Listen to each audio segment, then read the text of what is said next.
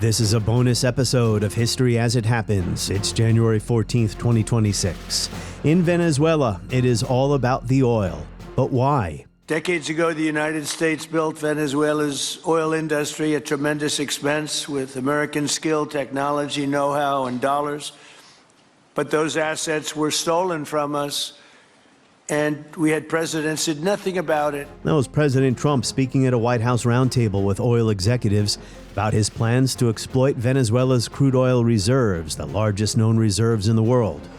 Well, since U.S. Special Forces snatched Nicolàs Maduro and hauled him back to New York City, Americans have been asking a lot of questions about Venezuela, whose economy has collapsed despite or because of its heavy reliance on oil.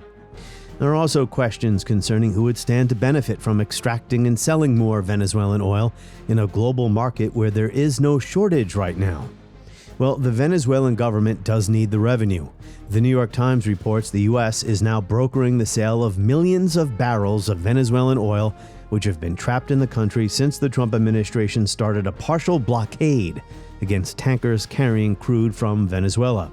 This involves about 50 million barrels of oil now in storage, and the sale is designed to prevent the collapse of Venezuela's oil industry, its main source of revenue.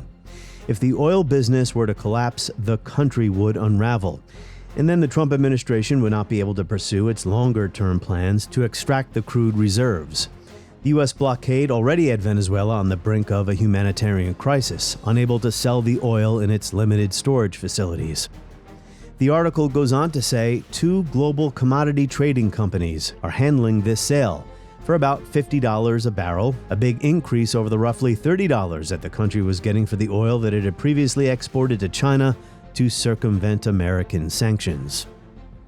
So what would come after this initial sale? Are U.S. oil companies clamoring to return to exploit what one former Venezuelan oil minister called the devil's excrement? With Washington running the country's oil industry, supposedly for the benefit of its citizens? You know, it was petroleum that once brought Venezuela prosperity and stability, during an era when countries were nationalizing their industries after decades of foreign domination, and when OPEC began to set prices. Prosperity and stability, as long as oil prices stayed high. In the early years under Hugo Chavez, who was elected in 1998, Esta joya, la victoria contra ExxonMobil, es la joya de la corona.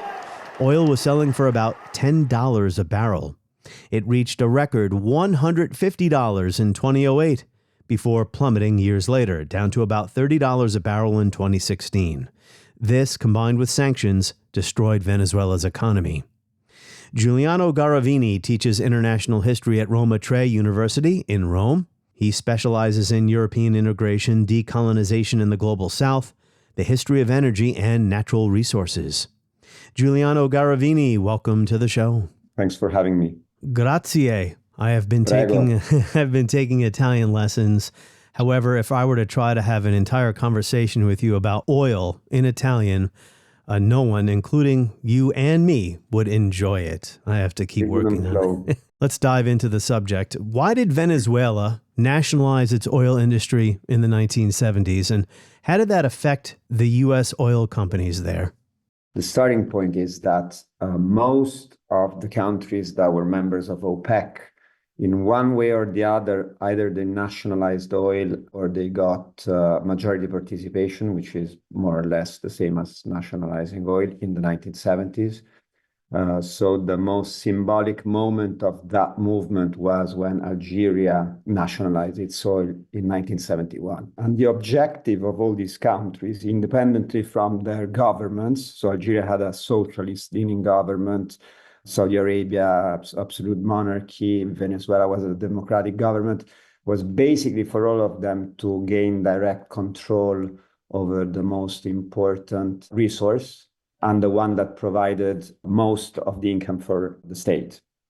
And what specifically happened in Venezuela is that a law decided nationalization of oil, which meant that the concessions operated by foreign companies in Venezuela were taken over by a newly formed company called PDVSA, Petroleum de Venezuela, And this new company, basically headed by Venezuelans, would now manage all the former concessions and oil fields that were also under American supervision. You've been listening to a preview of this bonus episode. To listen to the entire episode and enjoy all bonus content, go to historyasithappens.com and become a subscriber. For $5 a month, you'll enjoy ad-free listening, bonus content, and 24/7 access to the entire catalog of more than 500 shows since early 2021. Again, that is historyasithappens.com, or tap subscribe now in the show notes.